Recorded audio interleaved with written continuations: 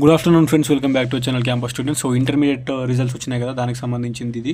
So ఎవరైనా inter fail అయిన వాళ్ళు కానీ, ఫస్ట్ ఇయర్ కానీ, సెకండ్ ఇయర్ కానీ, లేదంటే ఇంటర్ పాస్ అయిన వాళ్ళు ఫస్ట్ ఇయర్స్ మనకి ఏమంటారు ఇంప్రూవ్మెంట్ కోసం కట్టుకుంటారు, ఎక్స్ట్రా సబ్జెక్టు, లేదంటే సప్లిమెంటరీ ఫీజు కట్టుకుంటారు. సో దానికి సంబంధించి సప్లిమెంటరీ ఇంటర్ ఎగ్జామ్స్ ఎప్పుడు ఉంటాయి అనేది క్వశ్చన్ మార్క్ అనేది ఇప్పుడు ఇంటర్ ఫస్ట్ ఇయర్ సెకండ్ ఇయర్స్కి ఉంటుంది.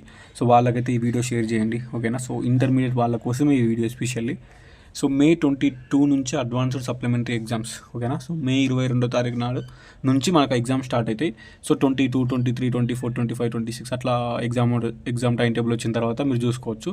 తెలంగాణ ఇంటర్ అడ్వాన్స్డ్ సప్లిమెంటరీ పరీక్షలు May 22 నుంచి ఉంటాయని ఇంటర్ బోర్డు ప్రకటించింది, ఓకేనా. సో June 3 నుంచి June 6 వరకు ప్రాక్టికల్ ఎగ్జామ్స్ ఉంటాయి. సో ఇక అడ్వాన్స్డ్ సప్లిమెంటరీతో పాటు రీకౌంటింగ్, ఎవరైనా మార్క్స్ తక్కువ వచ్చినాయంటే రీకౌంటింగ్ కట్టుకుంటారు. అండ్ రీవెరిఫికేషన్ అంటే మళ్ళీ దిద్దుతారు మీ పేపర్. రీకౌంటింగ్ కట్టిరు అనుకోండి, రీకౌంటింగ్ కడితే మీ పేపర్లో ఉన్న స్కోరు మళ్ళీ ఒకసారి లెక్క పెడతారు అన్నట్టు స్కోరు, ఓకేనా. ఒకవేళ స్కోర్ తక్కువ వచ్చింది అనుకుంటే రీకౌంటింగ్ పెట్టిరు అనుకోండి, రీకౌంటింగ్కి ఫీజు కడితే మీ పేపర్ తీసేసి దిద్ది ఆల్రెడీ కరెక్షన్ చేసిన పేపర్ ఉంటుంది కదా, జస్ట్ కౌంట్ చేస్తారు, మార్క్స్ అన్ని మళ్ళీ ఒకసారి కౌంట్ చేసి పెడతారు. సో రీకౌంటింగ్ కడితే మార్క్స్ పెరుగుతాయంటే చెప్పలేం, పెరగచ్చు. ఆల్రెడీ ఒక 2 times 3 times మీ పేపర్ని రీకౌంటింగ్ చేసి మీకు స్కోర్ ఇస్తారు. సో బట్ బాగా తక్కువ మార్కులు వచ్చినాయి అనుకుంటే మాత్రం పెట్టుకోవచ్చు రీకౌంటింగ్.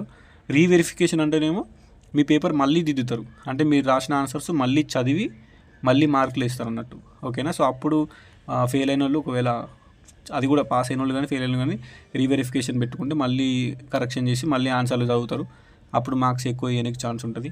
సో అది అన్నట్టు. సో దీనికి మీరు రీకౌంటింగ్ కానీ, రీవెరిఫికేషన్ కానీ, సప్లిమెంటరీకి కానీ, సో దేనికైనా కానీ ఫీజు కట్టుకోవాలి కదా. దానికి ఫీజు కట్టుకోవాలంటే April 23 నుంచి April 30 వరకు, అంటే రేపటి నుంచి April 30 వరకు ఫీజు చెల్లించవచ్చు, ఓకేనా. సో ఫీజు అనేది చెల్లించడానికి టైం వచ్చేసి 1 week ఇచ్చారు. April 23 నుంచి April 30 వరకు ఫీజు అనేది చెల్లించవచ్చు.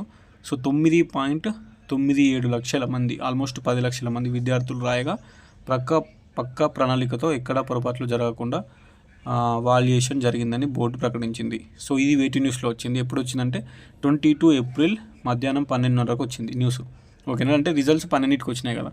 సో రిజల్ట్స్ 12కి వచ్చినాయి, 12:30 అడ్వాన్స్ సప్లిమెంటరీ గురించి నోటీస్ ఇచ్చారు. సో ఇది దీనికి సంబంధించింది. ఎవరైనా ఫెయిల్ అయిన వాళ్ళు ఉంటే మీరు ఏం టెన్షన్ పడాల్సిన అవసరం లేదు. సప్లిమెంటరీ ఫీజు కట్టుకోరు, సింపుల్. టైం అనేది ఉంది. ఇప్పుడు ఇది ఏప్రిలే కదా, May month ఉంది. మనకి ఎగ్జామ్స్ వచ్చేసి ఎప్పుడు ఉన్నాయి, May 22 నుంచి సప్లిమెంటరీ ఎగ్జామ్స్ ఉన్నాయి కాబట్టి సో టైం ఉంది. ఆల్మోస్ట్ ఇంకొక 1 month, ఎగ్జాక్ట్లీ 1 month ఉంది. May 22 నుంచి అంటే April 22, ఎగ్జాక్ట్లీ 1 month. May 22 ఈ 1 monthలో మీరు ఎన్ని సబ్జెక్టులు ఫెయిల్ అయ్యారు అన్ని సబ్జెక్టులు తీసేసుకొని ఇంపార్టెంట్ క్వశ్చన్స్ చాప్టర్ వైజ్ మొత్తం ప్రాక్టీస్ చేసుకొని పెట్టుకోరు, ఓకేనా. ఎక్కువనే చదివి పెట్టుకోరు, కంపల్సరీ సబ్జెక్ట్ వెళ్ళేటట్టు. సెకండ్ ఇయర్ వాళ్ళు కూడా సప్లిమెంటరీస్ ఏమన్నా ఉంటే ఫస్ట్ ఇయర్ సెకండ్ ఇయర్ ఇప్పుడు తీసుకొని 1 month టైం ఉంది. 1 month టైం దాని మీదనే మొత్తం కూర్చున్నారు అనుకోండి. ఇప్పుడు April 22 కదా, May 22 నుంచి ఎగ్జామ్స్ కాబట్టి చాలా టైం ఉంది. ఈజీగా క్రాక్ చేయొచ్చు, ఈజీగా పాస్ కావచ్చు. సప్లిమెంటరీతో పాస్ అయినా, రెగ్యులర్లో పాస్ అయినా మెమో మీద జస్ట్ సప్లీ అని పడుతుంది, దానివల్ల ఏం లాస్ ఏమి ఉండదు. సప్లీలో పాస్ అయితే ఏమన్నా ఫ్యూచర్లో ఇబ్బంది అవుతుందా అంటే ఫుల్ మంది సప్లీలలో పాస్ అవుతారు. పాస్ అవ్వడం ఇంపార్టెంట్. నువ్వు రెగ్యులర్గా పాస్ అయినా, సప్లీలో పాస్ అయినా రెండు సేమే, ఓకేనా. రేపు పొద్దున జాబ్స్కి అప్లై చేసినా, లేదంటే వేరే ఏమైనా సీట్ కోసం అప్లై చేసినా అదేం పెద్ద ఫరక్ ఏం పడది, అదేం పెద్ద ప్రాబ్లం కాదు. సప్లీలో పాస్ అయినావా, రెగ్యులర్లో పాస్ అయినావా అని ఎవరు అడగరు, నువ్వు పాస్ కావాలి అంతే, ఓకేనా. సో అది ఇంపార్టెంట్. ఈ May 22 నుంచి స్టార్ట్ అవుతుంది. రేపటి నుంచి ఎగ్జామ్ ఫీజు కట్టుర్రి. April 30 వరకు లాస్ట్ డేట్ ఉంటుంది సప్లిమెంటరీ ఫీజు కానీ.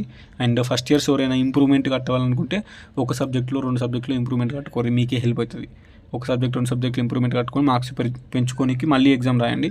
మళ్ళీ ఎగ్జామ్ రాస్తే ఇంప్రూవ్మెంట్ కట్టుకుంటే మళ్ళీ ఎగ్జామ్ రాసుకుంటే మళ్ళీ స్కోర్ పెరిగే ఛాన్స్ ఉంటుంది, ఓకేనా. సో రీకౌంటింగ్, రీవెరిఫికేషన్ వాళ్ళు ఒకవేళ అట్లా కట్టుకోవాలనుకుంటే అట్లా కట్టుకోరు. సో అది మీ ఇష్టం, మీ మీద డిపెండ్ అయి ఉంటుంది, ఓకేనా. అండ్ ఎవరైతే మంచిగా రెగ్యులర్గా పాస్ అయ్యారో మంచి మార్కులతో అందరికీ ఆల్ ది బెస్ట్. ఇక ఇంటర్ అయిపోయింది కాబట్టి నెక్స్ట్ డిగ్రీలో జాయిన్ అవుతారా, సో ఇంటర్ అయిపోయిన తర్వాత బీటెక్ పోతారా, ఇంటర్ అయిపోయినాక B.Pharmacy, బీటెక్, BSc చేస్తారా, ఇక మీకు ఏదైతే అది. సో దాని మీద ఫోకస్ పెట్టుకోరు, ఓకేనా. సో అంతే. మరి ఏమన్నా డౌట్స్ ఉంటే కింద కామెంట్ చేయండి, పక్కా రిప్లై ఇస్తా.